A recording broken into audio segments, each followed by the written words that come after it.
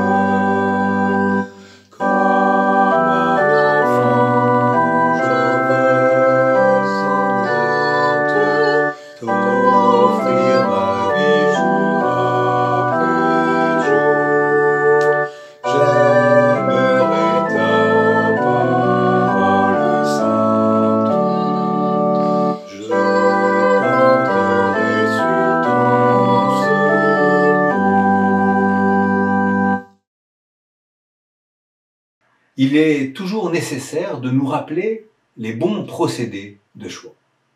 Dans ce chemin de libération intérieure, nous découvrirons peut-être avec hésitation les portes larges et les portes étroites que nous pourrons emprunter, ce vers quoi elles ouvrent, afin de choisir la bonne porte dans le but d'aboutir à une cohérence de vie. Les rapports de force font partie de la création de l'état du monde.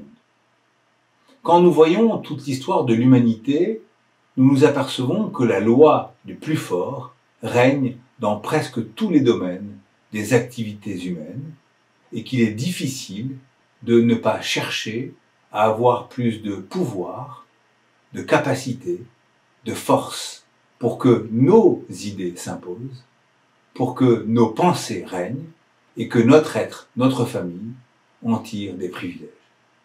En même temps, il est clair que cette manière d'agir, d'être, est source d'inimitié, de souffrance et de malheur. Prenons un instant pour voir en nous-mêmes les tendances que nous avons de nous imposer, d'utiliser la pression, sinon la force.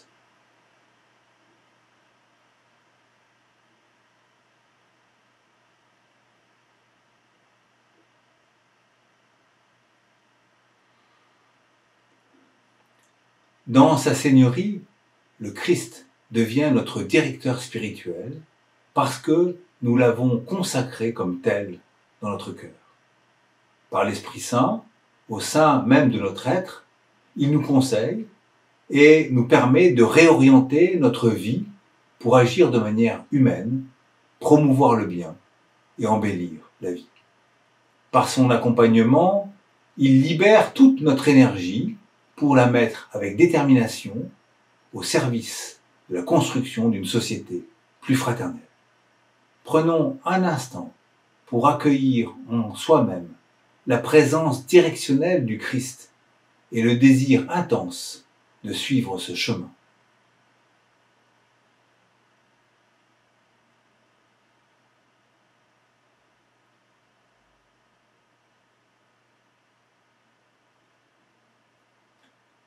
À travers la présence du Saint-Esprit en nous, le Christ nous guide pour que nous soyons tous dans de mêmes dispositions, pénétrés de mansuétude, compatissants, animés d'un amour fraternel, miséricordieux, humble.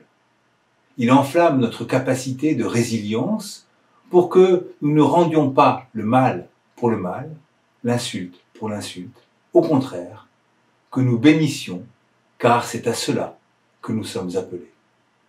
Prenons un instant pour nous pénétrer de ce projet et nous préparer à le vivre dans tous les moments de notre vie.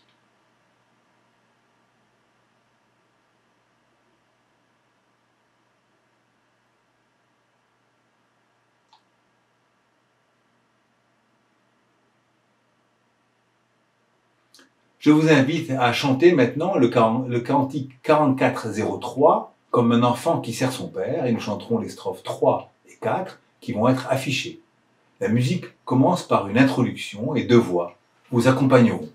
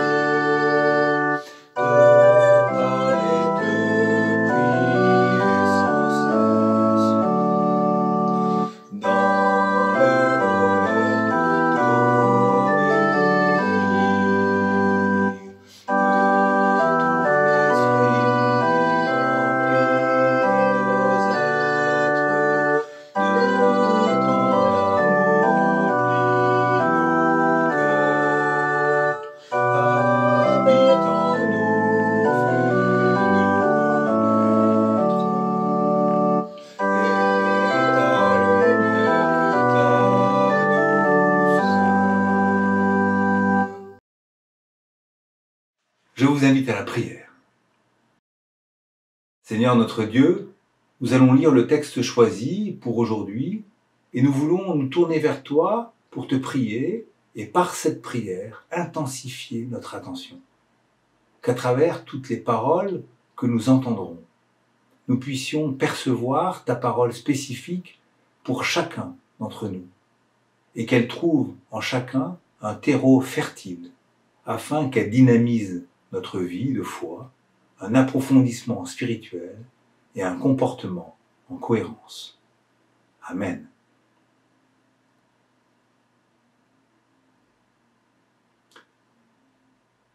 Je lirai dans la première épître de Pierre les versets 13 à 17 du chapitre 3. Dans ce passage, Pierre encourage les chrétiens à affirmer leur identité par leur manière d'être en parole et en acte, quelles que puissent être les conséquences. Voilà ce qui est écrit en 1 Pierre 3, 13 à 17. Qui donc pourra vous faire du mal si vous vous passionnez pour le bien? D'ailleurs, quand vous souffririez pour la justice, heureux seriez-vous. Ne craignez pas ce qu'ils craignent et ne soyez pas troublés. Mais dans votre cœur, consacrez le Christ comme Seigneur. Soyez toujours prêts à répondre devant quiconque vous demande une parole sur l'espérance qui est en vous. Mais faites-le avec douceur et respect, en ayant une bonne conscience, afin que, sur le point même où l'on vous calomnie, ceux qui injurient votre bonne conduite dans le Christ soient confondus. En effet, c'est mieux en faisant le bien, puisque telle est la volonté de Dieu, de souffrir qu'en faisant le mal.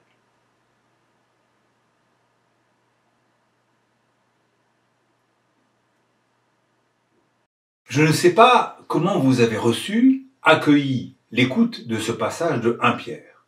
Et il me semble que, peut-être pour tous, mais pour des non-chrétiens au moins, il est difficile d'entendre ce texte dans notre société du XXIe siècle. Cela à cause de ceux qui pourraient passer pour des appels à la souffrance, ou tout au moins à cause du lien qui serait établi entre la vie du chrétien et la souffrance, ainsi que le fait que cette souffrance pourrait résulter de la volonté de Dieu. Ce lien avec la souffrance est pourtant présent dans le texte, et il me semble nécessaire d'en rendre compte et de voir ce que cela peut nous dire à nous aujourd'hui. Pour cela, nous avons à nous remettre dans la situation de la communauté à laquelle Pierre écrit. La foi des chrétiens de cette communauté est exprimée par l'espérance, parce que l'élection dont ils ont été l'objet leur ouvre l'avenir comme tant de la confiance en Dieu et tant de la responsabilité des serviteurs de Dieu. Mais si l'élection fonde le salut et le privilège des saints, c'est-à-dire des croyants, elle fait en même temps de ces croyants des étrangers vis-à-vis du monde, comme formant une diaspora de dissidents dans l'ensemble de la terre habitée, comme l'indiquent les premiers mots de l'épître. Pierre, apôtre de Jésus-Christ, à ceux qui ont été choisis et qui vivent en étranger dans la dispersion. Pour rendre compte de ce qu'ils vivent, cette différence avec les autres qui s'exprime dans le « ne craignez pas ce qu'ils craignent », François Vougat écrit « De par leur nouvel enracinement et le comportement hors normes sociales qu'implique leur conduite en Jésus-Christ, ils tendent à se marginaliser dans la société et suscitent contre eux une certaine aversion de la population qui rend leur sécurité précaire. On les calomnie comme malfaiteurs, les esclaves chrétiens sont injustement traités, certains ont à souffrir pour leur foi ou sont outragés en raison de leur appartenance au Christ. Alors, face à cette tension, à cette adversité, la stratégie formulée par l'épître de Pierre est de ne jamais céder à la tentation de répondre de la même manière à l'inimitié de la population et à leur action négative. Au contraire même, et c'est là que la référence à la souffrance devient extrêmement significative, même s'ils ont à souffrir, la volonté de Dieu est qu'ils sont d'autant plus appelés à agir bien pour être cohérents avec eux-mêmes et leur foi, leur espérance. Jésus en est l'exemple, le modèle. Il y a une double conséquence à cette stratégie, d'abord par le fait qu'ils se comprennent comme choisis par grâce pour faire partie du peuple de Dieu et donc appelés à vivre une vie nouvelle dont le contenu basé sur une identité forte qu'ils ont reçue et la mise en œuvre de leur nouvelle réalité et de la responsabilité qui en découle. Ensuite, puisque leur but est de partager ce qui fonde leur vie nouvelle, c'est-à-dire leur relation à Dieu, leur foi et leur espérance, ainsi, par leur manière d'être et d'agir, ils peuvent aspirer à la transformation des relations sociales dans l'environnement de la communauté chrétienne.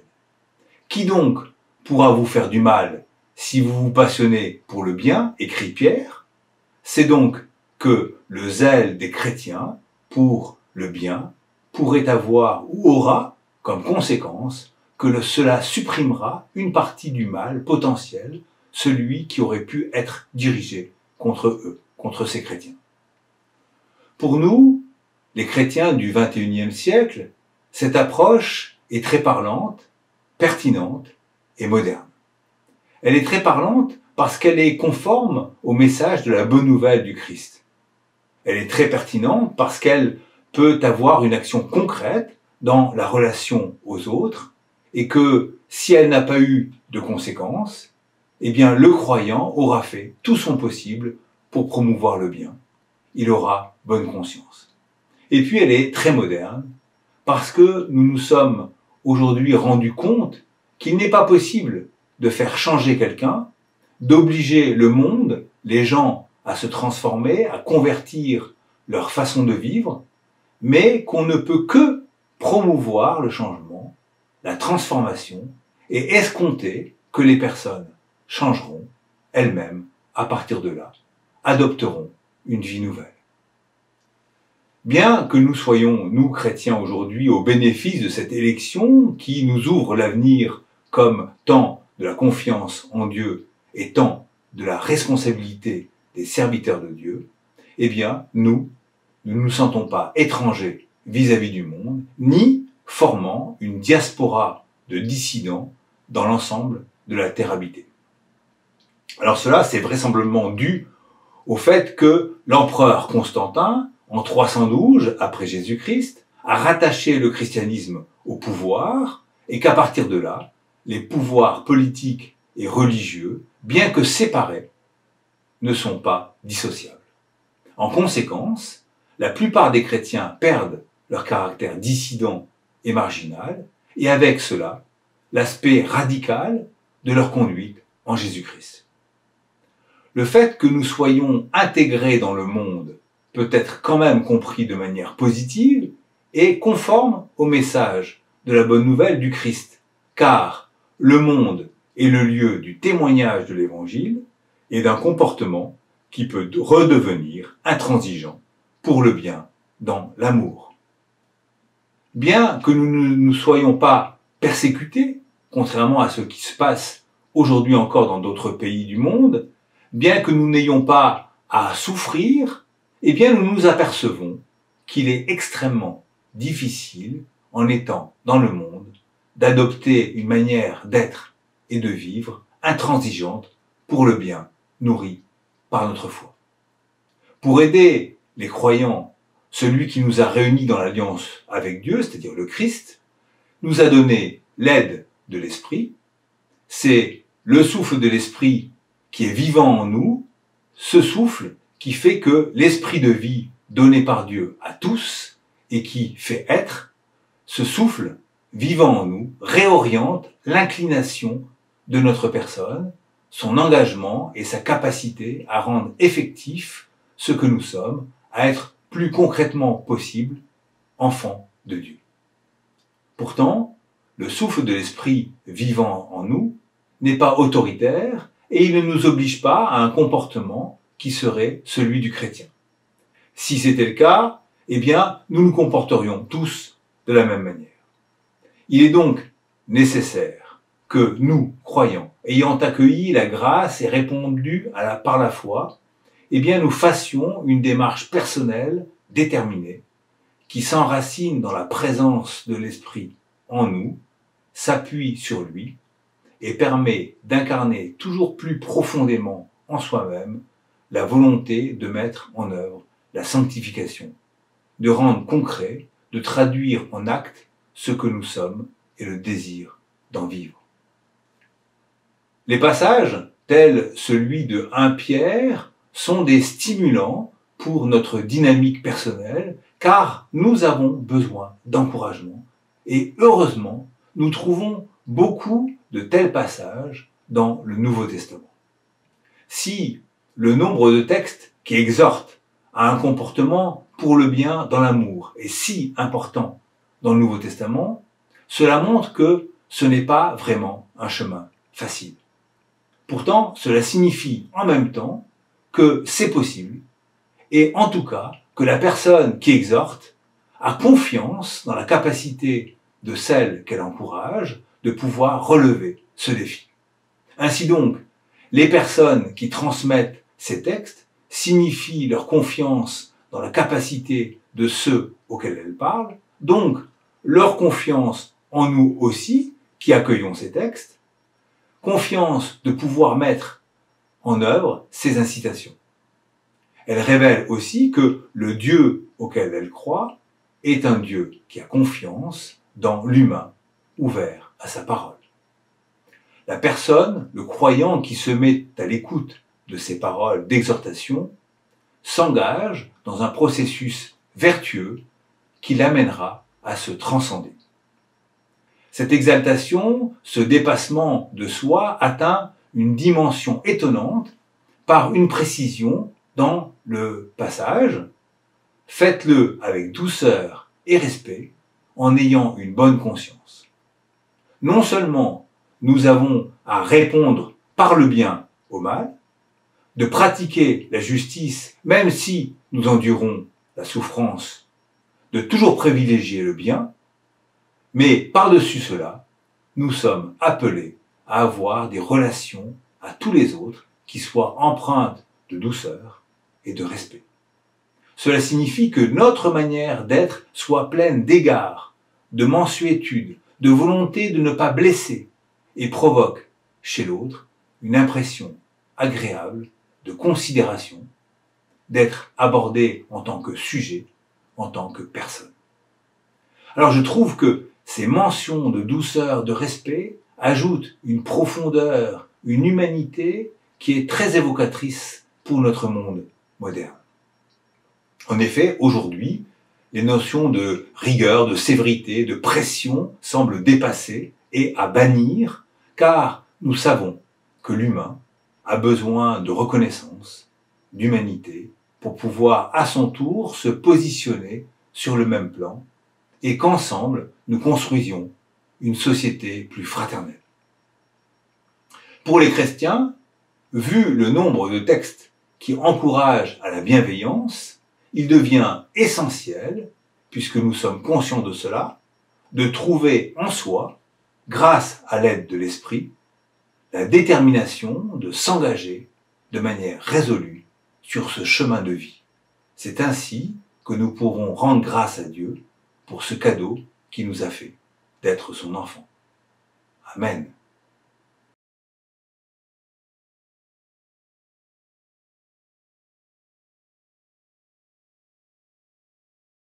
Je vous invite maintenant à chanter le cantique 35-01, Viens Saint-Esprit, Dieu créateur. Les strophes 1 à 4 qui vont être affichées. La musique commence par une introduction et 2 voix vous accompagneront.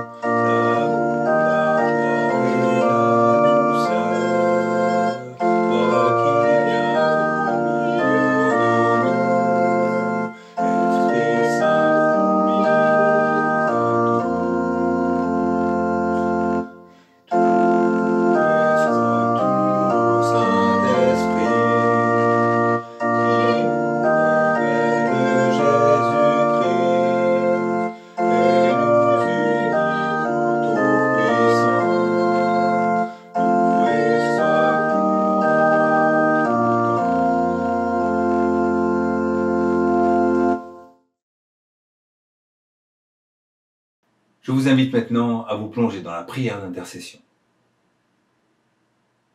Faisons silence en nous-mêmes. Tournons-nous vers l'intériorité de notre être pour nous connecter à l'Esprit Saint qui est en nous et qui nous unit avec Dieu, avec le Christ et les uns avec les autres. Unis ensemble, nous pouvons adresser notre prière d'un seul cœur.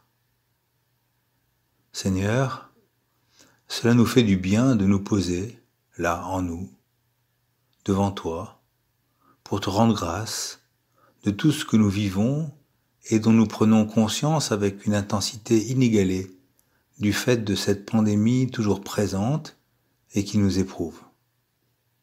C'est pourquoi, en gardant au fond de nous la conscience de ta grâce qui nous donne confiance, nous voulons partager avec toi tout ce qui nous bouleverse, nous émeut, nous fait mal et devant lequel nous nous sentons impuissants.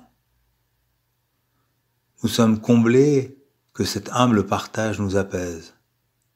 Nous ressentons que cette intériorisation et cet apaisement nous préparent à l'action.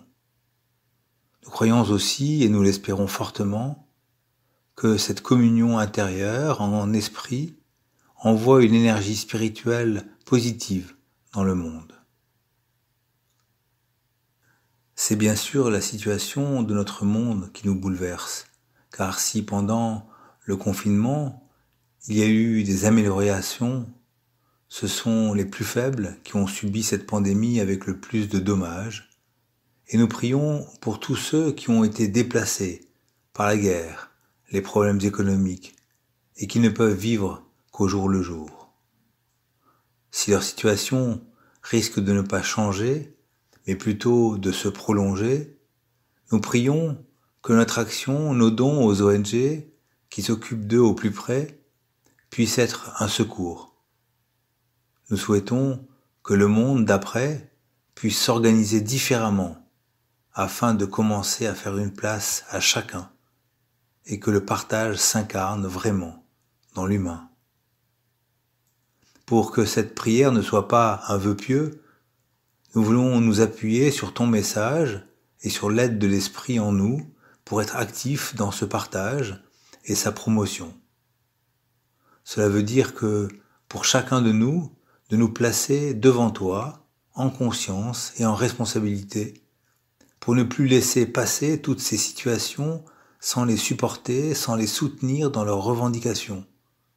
Appuyer les revendications des soignants si rien ne change, manifester contre la guerre en étant déterminé à être artisan de paix autour de soi, partager une partie de nos biens pour lutter contre la pauvreté et la marginalisation si nous ne pouvons agir concrètement. En bref, mettre notre prise de conscience en œuvre en déployant toutes les capacités que nous avons. Nous pensons à toutes les personnes que nous connaissons et qui ont besoin de soutien spirituel, d'accompagnement social, de présence physique. Là encore, nous désirons agir selon nos moyens, concrètement. Avant de faire ce que nous pourrons faire, nous voulons nous lier par l'Esprit à ces personnes pour dynamiser la présence de l'Esprit en elles et que cet Esprit soit un moteur de mieux-être. Nous prenons un instant pour établir ce lien dans le silence avant de pouvoir le leur dire.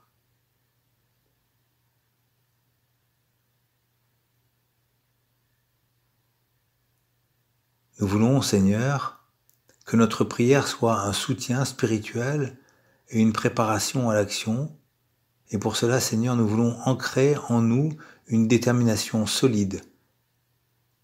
C'est dans ce but qu'ensemble, avec le Christ, en communion spirituelle, nous te disons, notre Père qui es aux cieux, que ton nom soit sanctifié, que ton règne vienne, que ta volonté soit faite sur la terre comme au ciel. Donne-nous aujourd'hui notre pain de ce jour, pardonne-nous nos offenses, comme nous pardonnons aussi à ceux qui nous ont offensés. Ne nous laisse pas entrer en tentation, mais délivre-nous du mal, car c'est à toi qu'appartiennent le règne, la puissance et la gloire pour les siècles des siècles. Amen.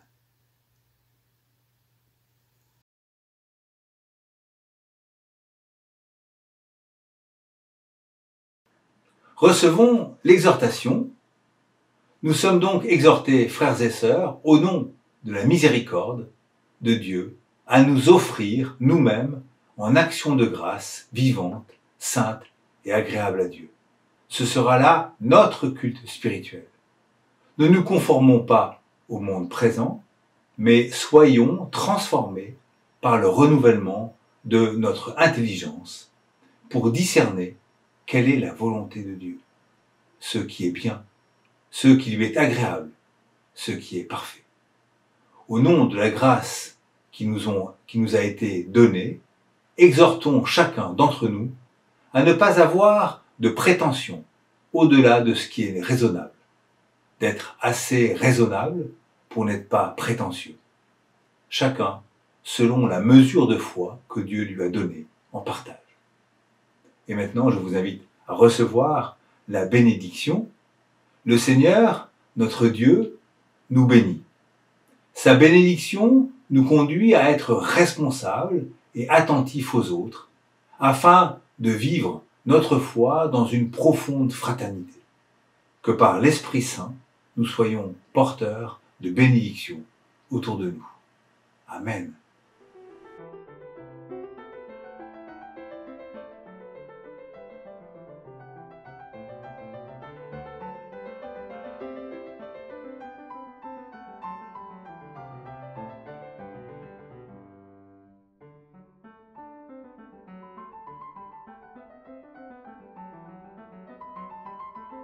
Bon dimanche à chacun et à chacune.